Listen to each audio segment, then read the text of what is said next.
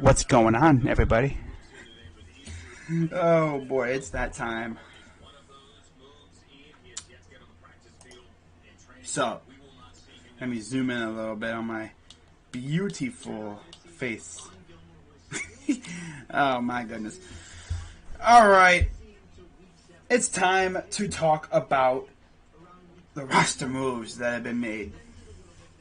Browns officially came out with their final round of roster cuts. This is a big one.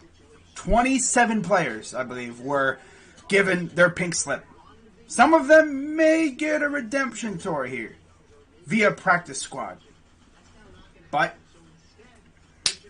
the roster has, for the most part, been set for right now. As, of course, we gotta have a nice little lag spike, you know? It's not a stream of mine without OBS tripping out, right? So, let me do this real quick here, bro. So, real quick here. I think we're all set with that.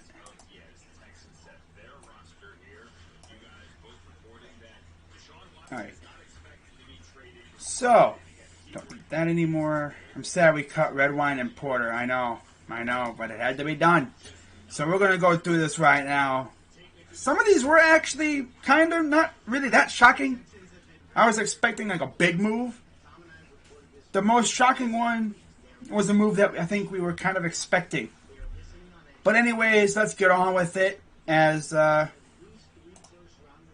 they are. Look at that, man. That's crazy. The Browns on Tuesday made the following roster moves to trim their roster from 80 to the required 53 before the NFL's 4 p.m. Eastern Time deadline. I was going to do this video a little earlier because they actually released these at 1 o'clock.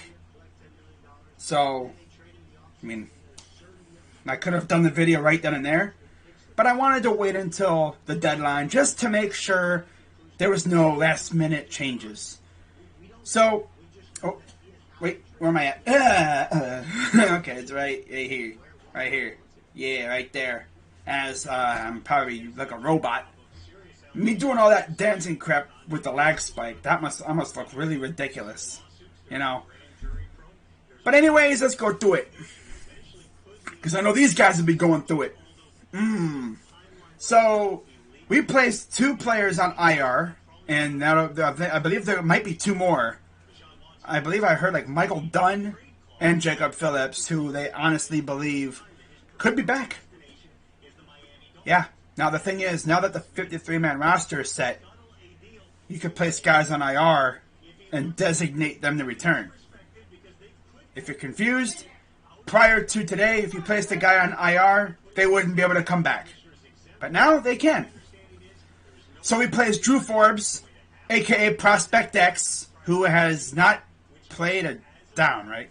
He may have played like a handful, but he's barely played for us at all. Did not play last year. He opted out because of the virus crap. And then Greg Sinnat on IR with a knee injury. I believe I think these guys can return. As for the guys who were straight up waived today, safety Elijah Benton, wide receiver Jamarcus Bradley, tight end Jordan Franks, guard Colby Gossett, Porter Gustin, Willie Harvey, Kadero Hodge. That was probably the most shocking one. But if you go on Twitter and stuff, you can say that Browns fans on Twitter were seeing that we expected this. Because we're talking about a receiver who most likely would have been our receiver 6 or 7, making $2.1 million. Now, word on the street is we might be trying to get him back via practice squad. Now, what they're probably going to do is he could be the guy that they pulled like with Greg Robinson a couple years ago, where they cut him to place someone on IR, and then they place someone on IR, a.k.a. Jacob Phillips in this case, and then they'll bring him back. But would Kadero really want to come back here? That's the thing. You know there's going to be teams looking at him, and they're going to be like, ooh, Kadero Hodge, ooh, he's good. Ooh, he showed up for the Browns. He must be good. Then you got Joe Jackson, defensive end. We actually claimed him on waivers last year. John Kelly, Kyle Lauletta, Cameron Malveaux, Kyle Markway. It's kind of funny. I think I was talking about him last night, and then right as I was talking about him, he got cut. Tough. Javante Moffitt, Javon Patterson, Sheldrick Redwine, Emmanuel Rugamba, Tigray Scales, who literally came here earlier last week, before the final game, a couple days ago. Johnny Stanton. I know Brown's Twitter doesn't like that one too much. Alex Taylor, waived from injured reserve. Curtis Weaver. That's a sad one right there. But honestly, that was a low-risk, high-reward signing. We got him off of waivers because the Dolphins were about to put him on IR because of a foot injury. And he just couldn't get it going here. And then Marvin Wilson. I expect him to possibly be back on the practice squad if he clears waivers. And then we terminated the contracts of Brian Allen, Sheldon Day. Kind of shocking, but okay. Elijah Lee, I expect him to possibly be back. And then JoJo Natson, who we signed to like a 1-year, $1 million deal in free agency. And then, of course, we placed Davion Davis on the reserve suspended list because of something he did in 2019. I believe it was like DUI or something. So there you go.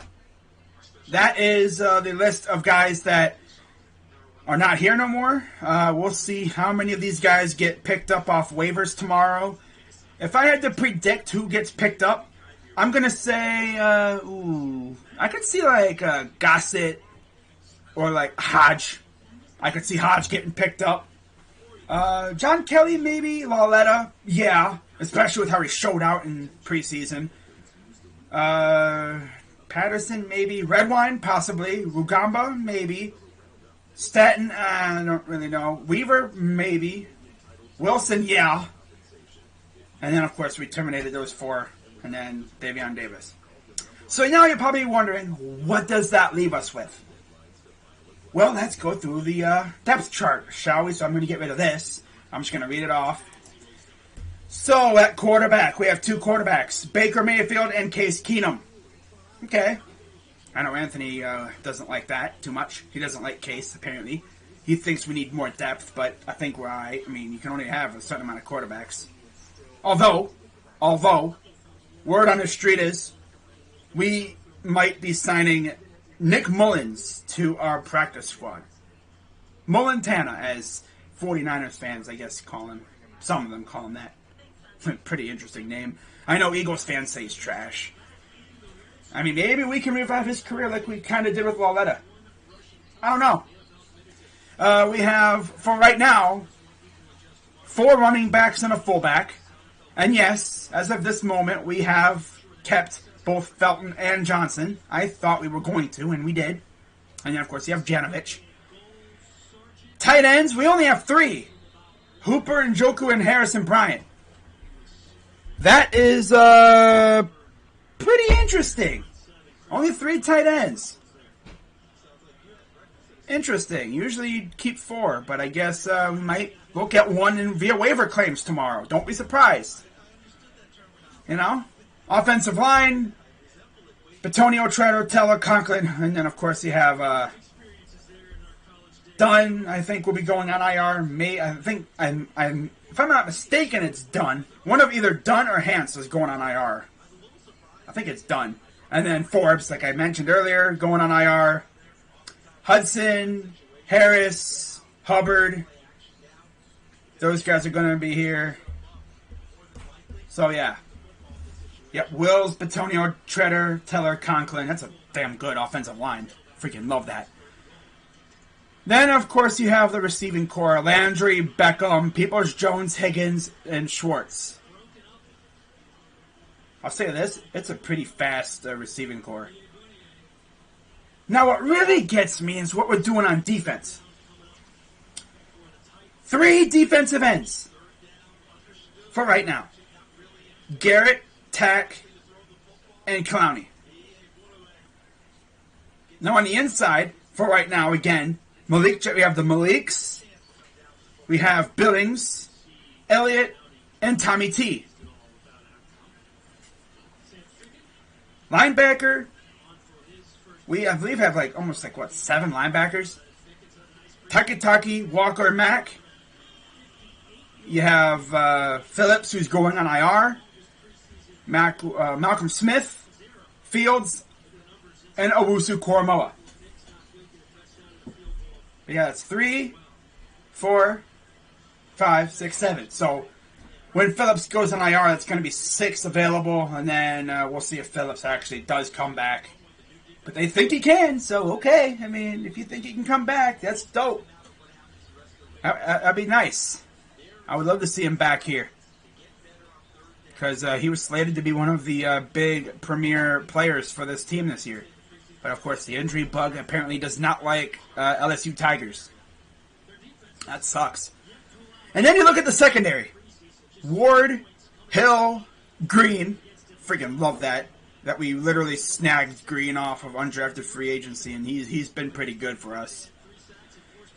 Greedy, who's honestly on his like last leg with us, because if this dude if he cannot get on the field this year, by the way, he's not practicing because of a groin injury.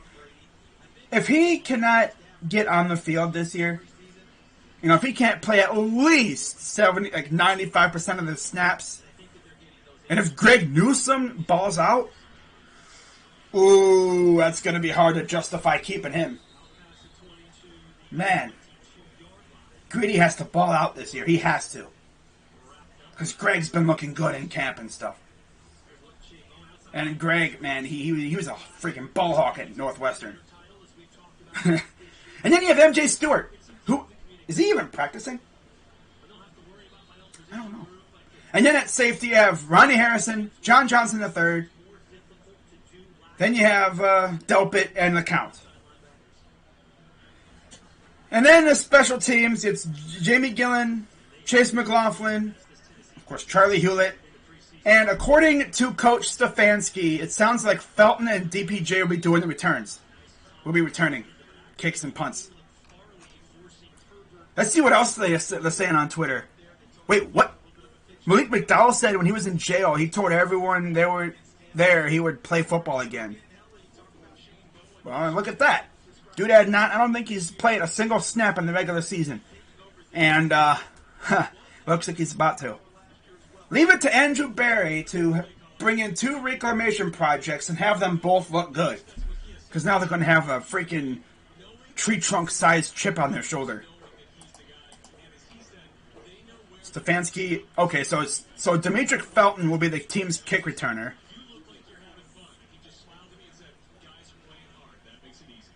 Wow.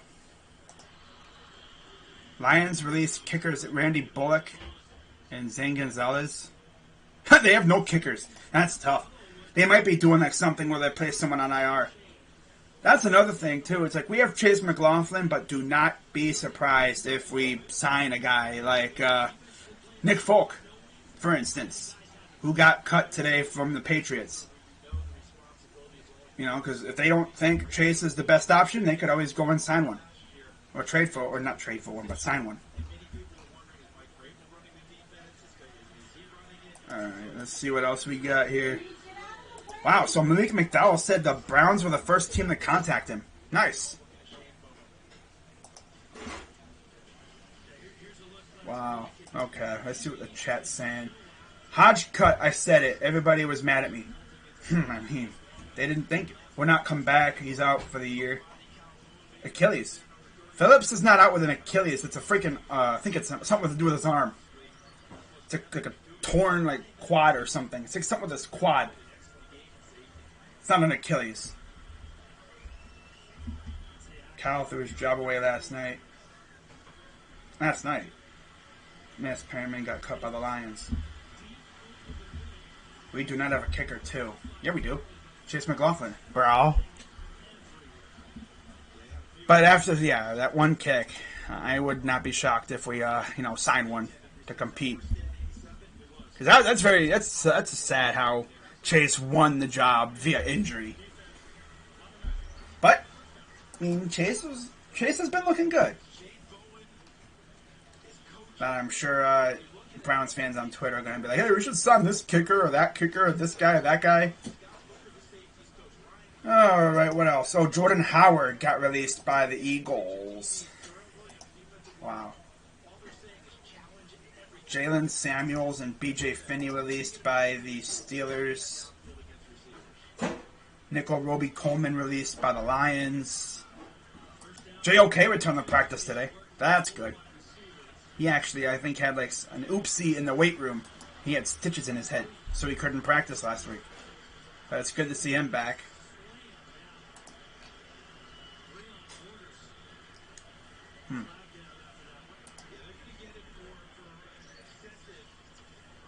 Defense Melee Award. Wow. Okay, what else are we going to talk about here before I skedaddle and just get on with the rest of my day? I think it's going to be interesting to see what we do at kicker. Rams are trading punter Corey Bjorkes plus a 2023 7th to the Packers for a 2023 6th. That's another thing. I'm surprised we haven't made any trades. You know, but that's fine. I'm not going to go crazy over that.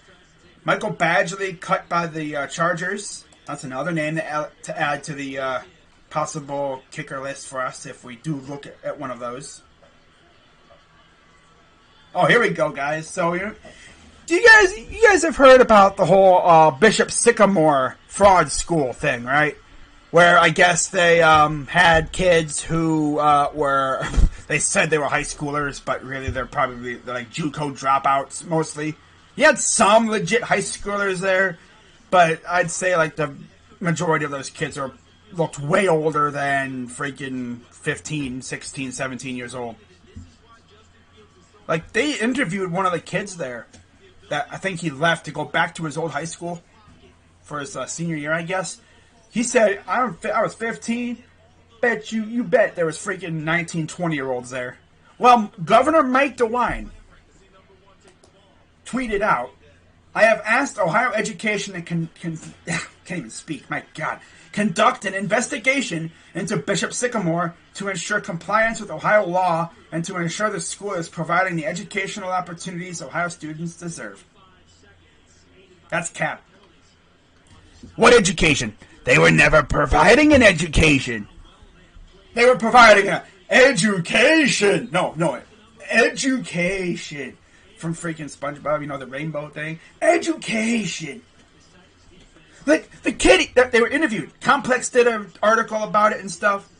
Look it up. He said they didn't even do practice. We talking practice. They literally played 2 games in 3 days. But yeah, there's nothing sus about that, right? Honestly, I don't know why I haven't done a video on this freaking fraud school yet. It's gone by like 3 different names, too. It went by Youth Build Academy or something, and then COF Academy, and now it's freaking Bishop Sycamore. And of course, they fired their coach today, too, who's also a con artist. Like, and the thing is, too, I'm going to wrap it up with this. Like, you think, they're probably playing a bunch of nobodies. No. Look at their schedule. Look at their freaking schedule. They play a bunch of freaking top-tier teams. They played IMG Academy, one of the top-ranked schools in the nation. They played Duncanville, another top-ranked school in the nation. Then they play St. Edward, who's an Ohio top school in the nation. Nationally revered. They play St. Francis Academy, another top-ranked school. They might even have a couple other games in there. I don't know. It says like to be decided unknowns, so they might have added more schools. Imagine like willingly playing these guys. And the thing is, these are the grown men, damn near, and they're getting worked by kids. You would think usually, little kids play, college-age kids and stuff. Usually the kids would be getting waxed. But it's the other way around. It's an Uno reverse card. Those kids happen to be some of the nation's best, and they're just out here embarrassing them. Like, IMG saw the fraud school and be like, you know, you're going to come out here and, you know, try to beat us? Like, come on, bro. Really? They tried to get away with this? Man, that's stupid. Alright, okay, so what are we talking about now? Andy Janovich. No, we did not cut McDowell. He's literally talking to the media like a few minutes ago. That's the one thing about Browns fans, you know. You won't be able to please most of them. Like, we got Browns fans rioting on Twitter because we got rid of Johnny Stanton. There's Browns fans throwing a hissy fit because we got rid of Kadero Hodge. And I love Kadero. But you're talking about a receiver 7 or a receiver 6 making $2.1 million. Honestly, and they're like, oh, we kept Anthony Schwartz fan. Oh, they're saying Kadero Hodge. It's like, yeah? I mean, you're not going to really get... yeah, it's whatever. It's all because, you know, it's like fancy looking touchdown celebration. Ooh, look at me, I'm playing a guitar. I like Kadero, but they're talking like we just freaking got rid of Jerry Rice or something. The next coming of Jerry Rice. Like, come on, bro. Get it together.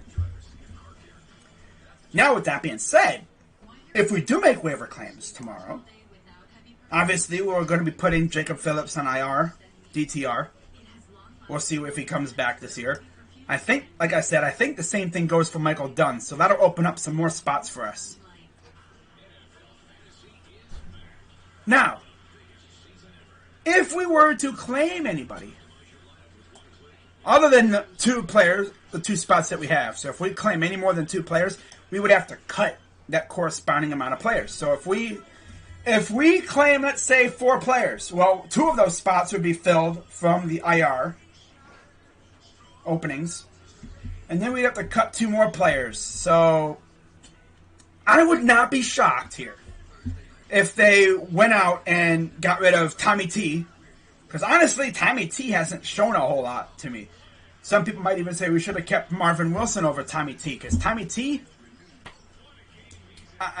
Tommy T has been kind of MIA a little bit. Hasn't done a whole lot. You know? Another name that we could possibly see removed is, dang. This is tough, man, because there's some really good players here. That's the thing about having a good team now. Maybe Johnson. It's hard to really say. Unless they get rid of, like, another lineman. Like they trade Hubbard or something for, like, a draft pick to open up a spot. I don't know, man. It's gonna be interesting to see what they do tomorrow, because I feel like they're gonna make at least 1 or 2 roster waiver claims. Because you're not gonna go into the season with 3 tight ends, 7 linebackers, or soon to be 6 with Phillips going on IR, and 3 pass rushers. But the thing with that is, Malik McDowell could possibly play on the outside, so it's not all worthless there. But like I've said before, thank God I'm not Andrew Berry, because I don't know what I'd be doing. He's the one that makes these decisions, and I trust him. So let's see if anything else has happened since I've looked away. Doesn't look like that. Looks like all is quiet for right now. So I'm gonna take this opportunity to head on out of here, get some food, and just chill. And tomorrow I will be doing a video talking about the possible waiver claims and the corresponding roster moves. And then I'll be going live tomorrow night to do a little Ohio State preview. Talk about the Buckeyes a little bit, as of course I'll be streaming on Thursday night when they play the Gophers of Minnesota. Minnesota! That should be fun. You know, I've heard some really, really good things about the Buckeyes coming out of camp, and I'm excited. So I'm going to wrap this up, guys. Hope you guys have a great rest of your day. We'll see what else happens over these next, freaking 18 hours or so, 20 hours. as I believe waiver claims begin tomorrow at noon. So we'll probably start hearing about that stuff tomorrow by about 1:30, 2 o'clock. So be sure to keep an eye out on Twitter. And also just, follow me on Twitter too, because I'm laughing my head off at this Bishop Sycamore freaking scandal thing. It's like, I want to know what the heck, what these guys over there been doing. Like, dang. They straight up finessed ESPN out of a time slot. And ESPN didn't seem like sussed out by it. ESPN bought it hook, line, and sinker. Damn. That's got to make ESPN feel embarrassed. I mean, sheesh. What's going on? Dislike Solutions. Brett, of course, you got Big Bubba. But yeah, I'm going to head on out of here, guys, and get some food and stuff.